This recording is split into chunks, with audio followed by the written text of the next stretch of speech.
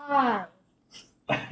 Okay, so we're trying our first episode of what I call J.A.M sessions, and it stands for Jeremiah, Aaron, and Mommy. So we don't know exactly what kind of content we're going to get into today or at all on this channel. It's a work in progress. My thoughts live on camera. So, so far today's been a good day. Aaron pointed out that he doesn't like questions. And so Jeremiah and I were like, why is it that people don't like questions? Have you ever talked to somebody and the minute you ask them a question, just the energy changes in the room? And it's like, for what? Right. So Jeremiah, what do you think makes questions difficult? Why do we have problems with them? I would say one of the biggest things is probably gonna have to be like the uncertainty, because sometimes questions can come out of nowhere, whether it be on a test for like an actual class or whether it be in real life if someone like has something that they want to confront you about. The uncertainty can kind of be surprising and throw people off guard.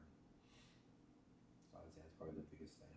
There are other factors too, but I said that that's valid. What's the most difficult question that somebody's ever asked you? Like not test or school related, but like in life. And keep in mind the audience may have children. So Um,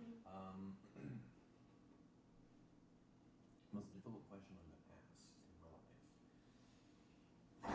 life. Probably like, what is my passion? I would say that's probably the most difficult question. I don't know. I feel like that one was challenging for me because at the time that I was asked that, that wasn't really something that was on my mind. So again, the uncertainty, it was like, I don't really know how to answer that. And it's like, back then, that passion was molded by something that has changed. So now, like, if someone asks me that question, I can answer that like real quick. But again, the uncertainty is like confusing and just odd. just out of curiosity, did the person that asked you that question know what they were passionate about? I don't think so. So there's another there's another problem with questions. You asking me a question that you don't even know the answer to if that same question were posed to you. Yeah. It's also like a bait and switch thing. I feel like sometimes people ask you questions just because they want to get you to saying something, and then next thing you know, it's like, how is this an argument? Right. You know, or I'm the A lot bad. of narcissistic people do that. This is true. Yeah. That's like one of their ploys. There's a word for it too, I think. gaslighting. That, yeah, I think that's actually the one. I feel like narcissist and narcissism is a new buzzword. Yeah. It wasn't necessarily talked about. Aaron, do you feel like you have narcissistic people at school? what does that even mean? Take that as a no. Good for you. You don't What ever does want that to. even mean? Do we want to look it up? You can get something and look it up if you want to. No. No. I think a narcissistic person, by definition, is just like they're arrogant and self absorbed and they only care about themselves. Really? In fourth grade, there are people like this? No. Wow. Well, I mean, I guess if we know them in their adult life, they got to start somewhere. So, That's true. you know, narcissists I was gonna say come a into a lot school of near a you. lot of younger children kind of are like that naturally. I think too. They think that they're like the most important thing. Like when we think about babies and how selfish they are, like they're naturally trying to like grow out of that. Some people don't grow out of that just because of trauma or just experiences that they've had where they haven't been taught. That's the part that I can't deal with. It's one thing for somebody in fourth grade to have a certain emotional capacity, but it's like, you're 37. When that carries on to the rest of your life, you need to stop. Please don't. Yeah. So, are there any bloopers for this video? Why would you ask that? Oh, whoops. We'll edit that part out. Delete these There's all. there's a blooper. We have something popping up on our screen. And I don't know if that interrupted y'all's view of us, but we couldn't see ourselves for I a think hot we're second. good. Yeah, because it's No, still. it doesn't say screen. Okay. So I would say a question that has been asked of me, and this is a trap question as well. The do you love me and why do you love me? Oh yeah.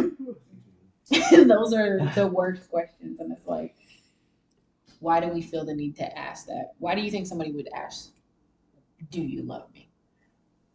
Probably for the self validation. They want to That'd be either. something like a lie detector, like those shorts, or like where they grab a lie detector and like Yeah. the girlfriend and boyfriend like trying to tell if they were lying or not. No, but yeah, he's got a point there because it's like it's an easy way to determine how your partner is. Like if I randomly asked, like let's say I'm dating someone and I ask her, hey, like, do you love me, right? Depending on her response, that could determine how the rest of the relationship goes. So like to his point, it's kind of like a lie detector because someone who's probably going to respond quicker is probably more like naturally inclined to actually love you versus someone who maybe takes a minute to think about it. They might either be trying to think of a lie or they don't love you the same way that you feel. That was what I was getting ready to say. I think the next time, if I'm ever in a situation where that question, like if it were posed to me, then the response would probably be like, the fact that you're asking means that you believe that answer is a no. And for that, I'm sorry. Right. Because when you know it, you don't. You shouldn't Most ask people, that. if you truly know the answers to something, you won't ask the question Right. unless there's something that you need me to say it out loud because you've already decided that it's not true. Right. And then at that point, you need to look at yourselves and be like, okay, if I'm about to ask this question, why am I asking the question? Because if I believe that the answer is a no, then just go ahead and make your decision on what you're doing next. Like, why are we going to argue about this? Right. So there's that part. But It's the Rubik's Cube of judgment. It's gonna solve itself soon. I don't need any more judgment in my life. You want to talk about that? Like, that's such a heavy word, judgment. Oh, yeah, it is. Like, and what? So we listened to audios, and like one of the speakers said that thinking is hard for most people, and that's why people judge. I feel like that's one of the truest things. Really, yeah, that is real. That is very real. He's Well, not all of us are gifted. So I'm glad that you find thinking easy. I can admit I find thinking difficult sometimes, but back to your point of trauma. That's why thinking is difficult because there's a trauma response that's tempted sometimes to come out, and overcoming trauma means you have to think, and thinking is like it's a verb, but at the same time, I feel like thought is a muscle, and you have to develop it so that you can produce thoughts that can override your emotional desires to something. second layer done. That is not a skill set that I possess, and I wish I did. In addition to dancing and singing and instrumental abuse ability. He's being modest. Excuse me. He might feel like, okay, I'm not saying like he's gonna, outdo Chris Brown or something like that, but like there's rhythm. There is. It just needs to be fine-tuned. Unintended. I'm not jealous. I just said it'd be cool if I could. I don't have time to be jealous. So speaking of arrogance, Why don't I have time to be jealous? Because I've got goals that I'm trying to achieve, and if I'm focused on being jealous, then I'm not going to go anywhere. I will implode being jealous over something that I can't control. That's a massive thought. You know what else is massive? Love taper. What? I don't even know what that is. you don't know what that is.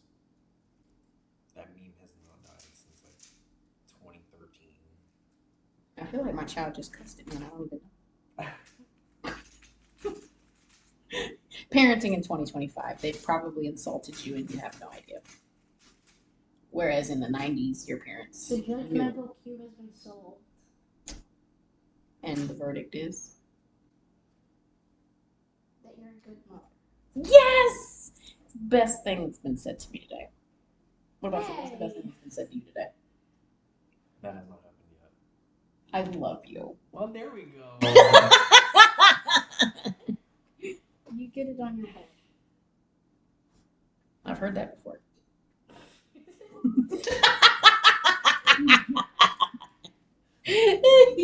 We're gonna have to make sure I'm we a dolphin. get the audience. There's a way. To What the right? Yeah. Some 4-year-olds can be like, "Mom, did you hear what she said?" What you do to the cube? Oh, I apologize. The cube of judgment. Yeah, no, I'm not doing that. All right, I think we're running out of things to say. This is what I mean about our thoughts out loud. But anyway, first jam session. Jeremiah, Aaron, Mommy. That was only 10 minutes. Why do you want to? Because we have to have more things. Yippee! Yippee-ki-yay.